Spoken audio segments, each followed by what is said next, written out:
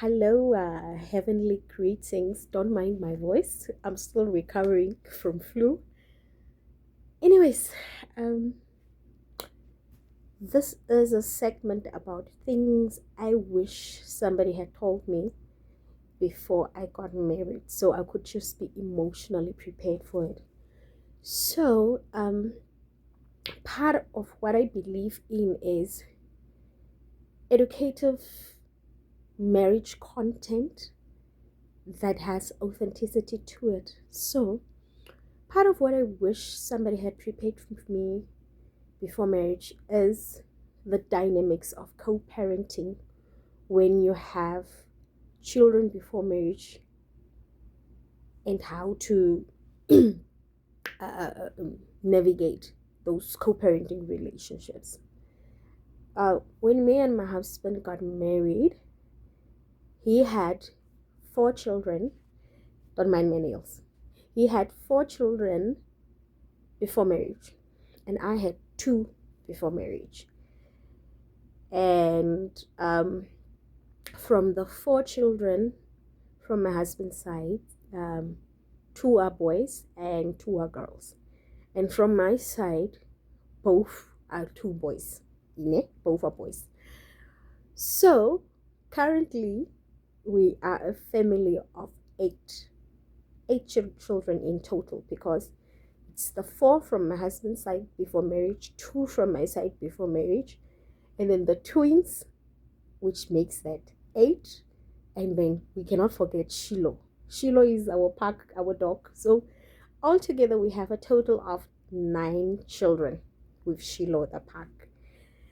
So when we entered marriage, guys, I've always been big on blended families. I don't know. I've never experienced blended families because, according to my knowledge, my parents only have 3 kids. So I was never raised in a blended family. But back then, the relationships that I would always enter into before I got married, I would always enter relationships with people that had children. And part of what I had to do in those relationships was play a stepmother role in most of those relationships. So by the time I got married, I already had an idea of how blended families work, and I was excited. Hey, I was excited. So, because I only have two boys, hey, I was so excited when I got married, because my husband's last born before marriage was a girl, and I have always wanted a girl. So I was excited.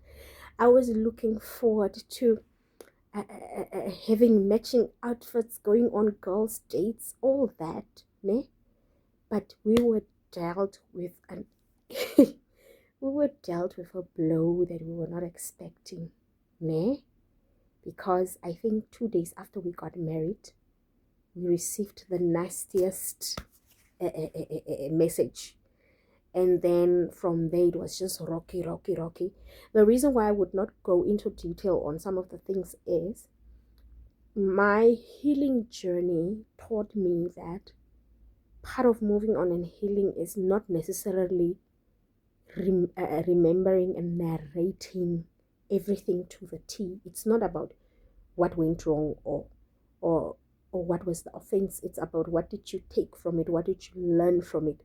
And part of my healing journey is when I'm narrating things, I don't want to project bitterness. I don't want to project pain.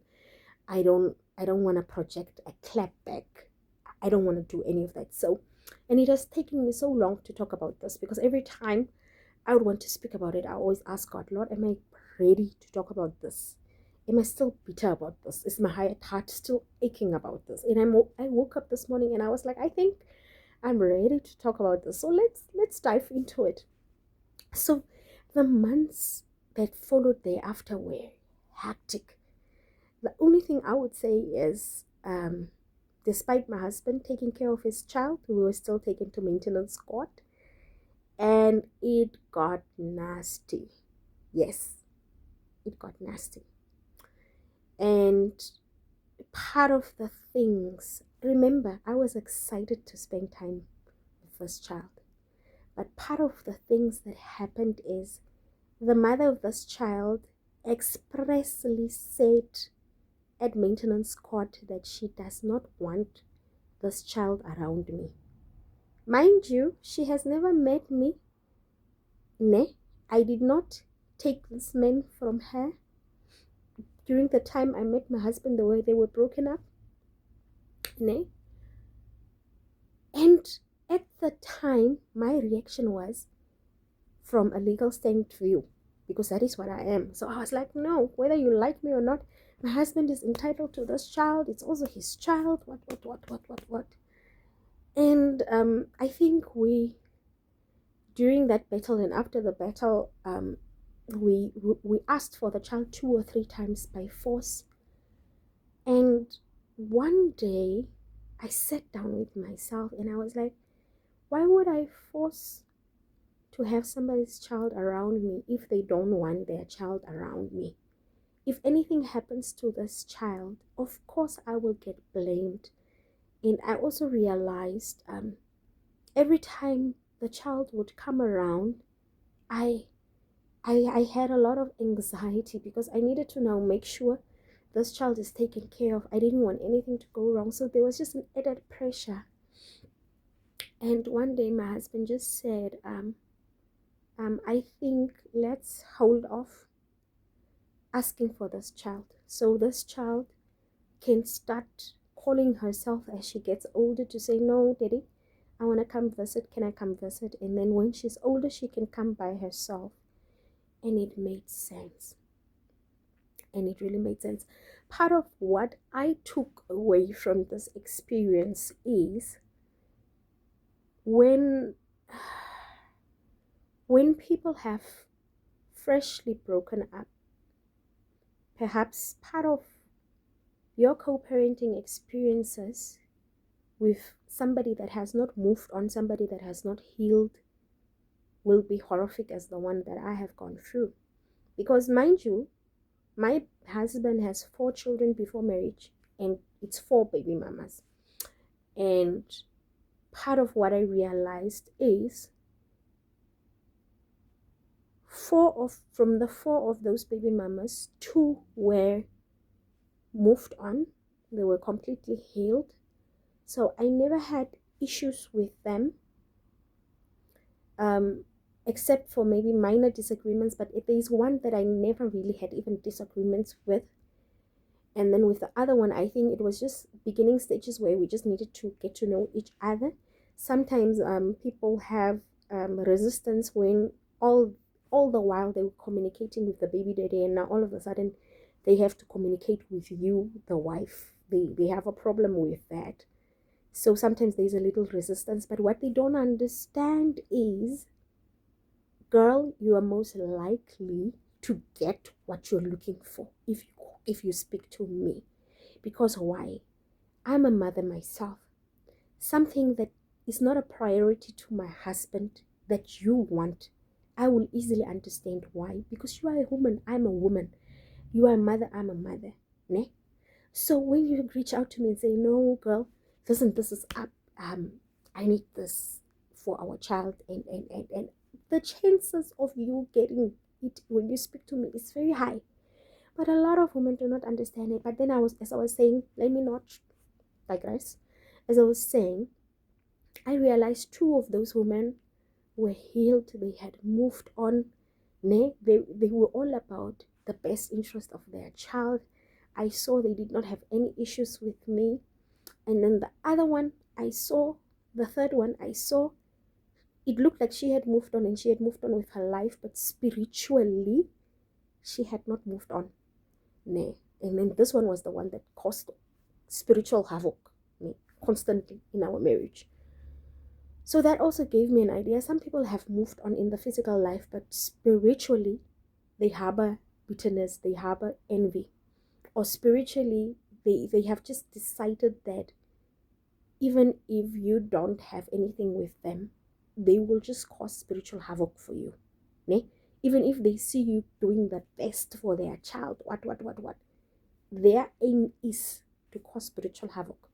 And I had to learn that the hard way, even before I started this relationship with this baby mama, my husband was like, don't do it. I know that woman. Don't do it. And I was like, I want to experience things for myself. And I experienced it, but I'm glad I did. I'm glad I did. So that was my takeaway. You can only experience people as far and in the reality that they have healed. Now, me, myself, I entered this marriage with 2 children before marriage. And part of how I am is those 2 kids also have different baby daddies. But I have never had baby daddy issues because my 2 boys were raised by my parents. Their fathers were never in their lives. Till today, I don't care where their fathers are, ne? Whether they support them, whether they don't support them, that is their story, ne? So I never knew those stories of being a trouble baby mama and all those things, ne? Even if their fathers were present and there was a stepmother in the picture, I don't think I would have any issues with that stepmother because that is not me. So, yes, I wish somebody had prepared me for that. So there was this longing within me where I wanted all our 6 children in one house. I wanted a blended family. I wanted the kids to get to know each other, ne?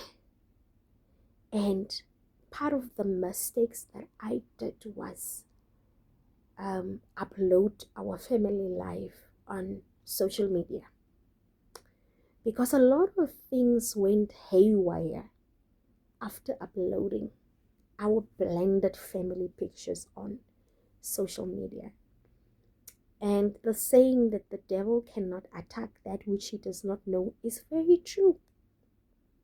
Part of what I've also realized is a lot of things went haywire when I also uploaded my own children, my biological sons, because my prayer and my longing has always been that I raise my boys in my matrimonial home with my husband. And the Lord answered that.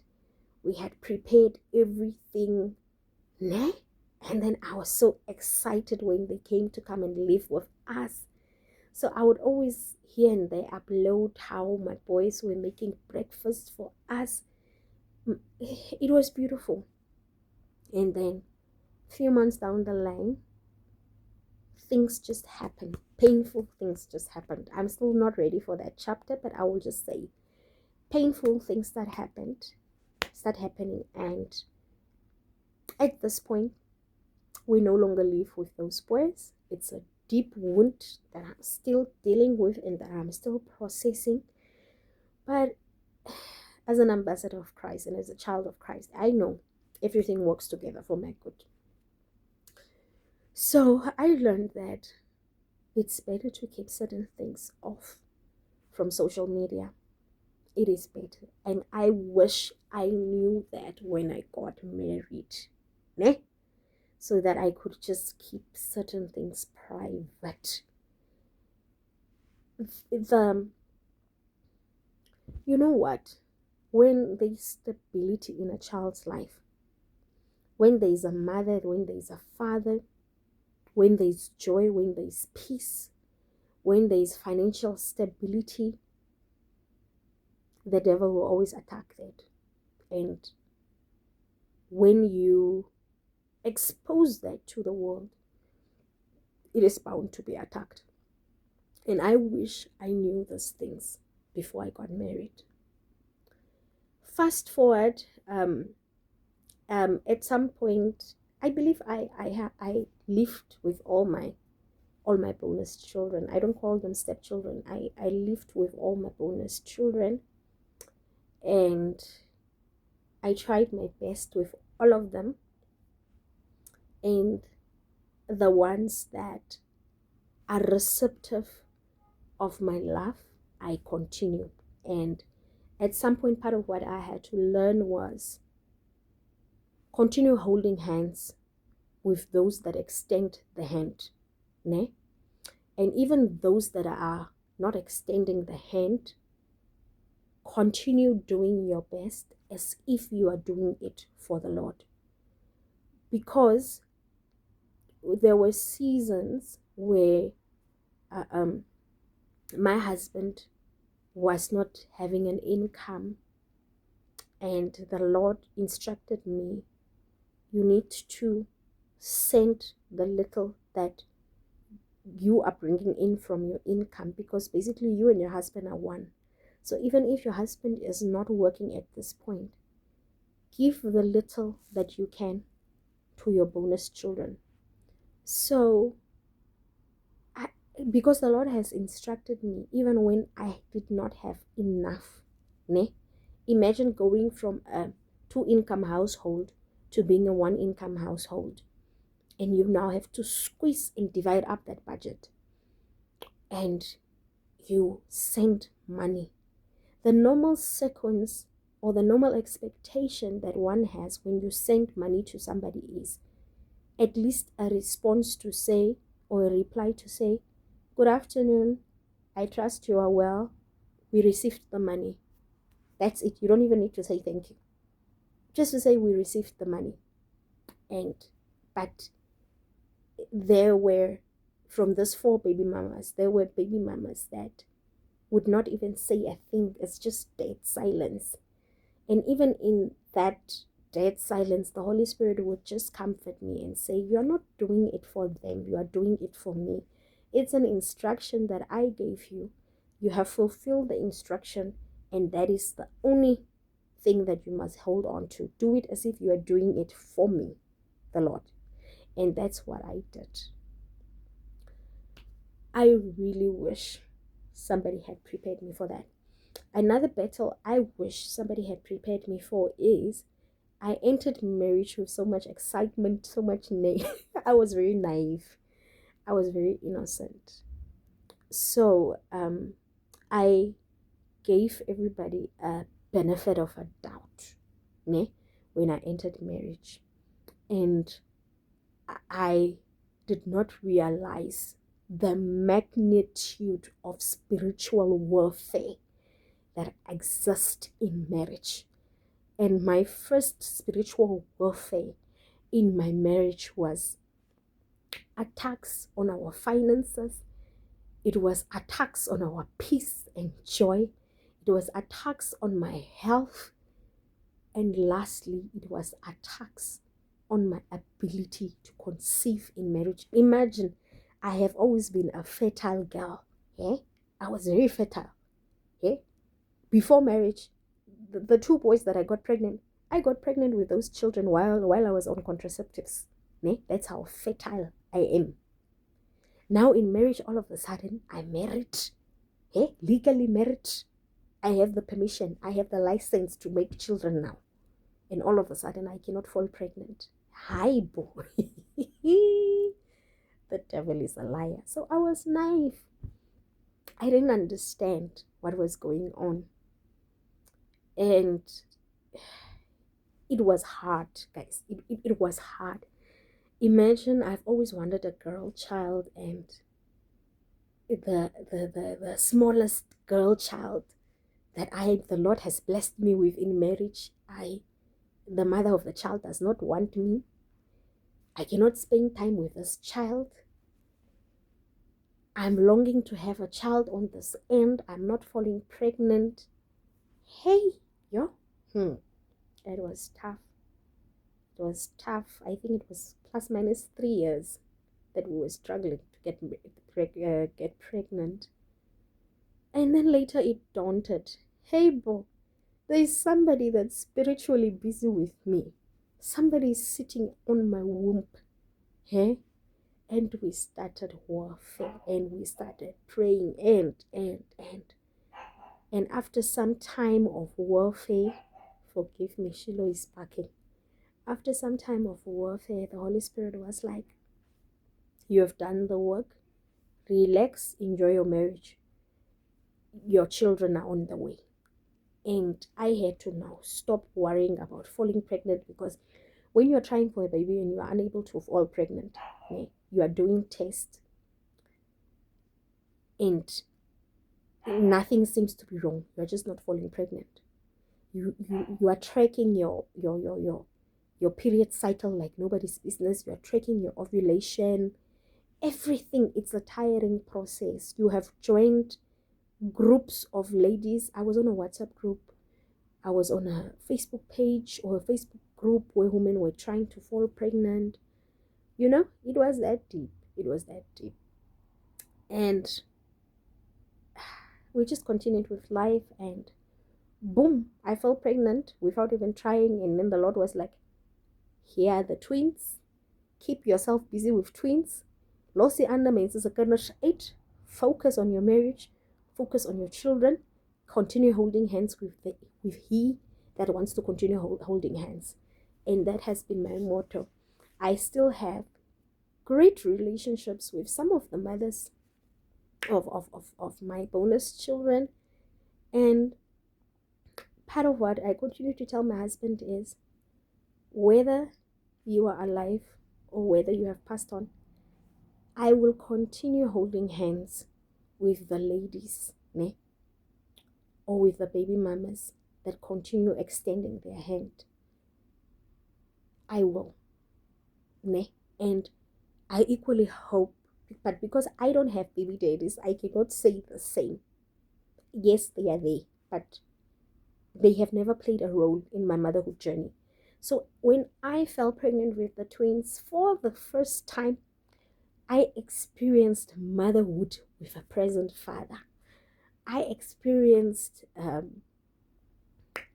pregnancy with a present father for the first time. There were so many firsts in this marriage. I experienced postpartum with a present father and a present husband for the first time.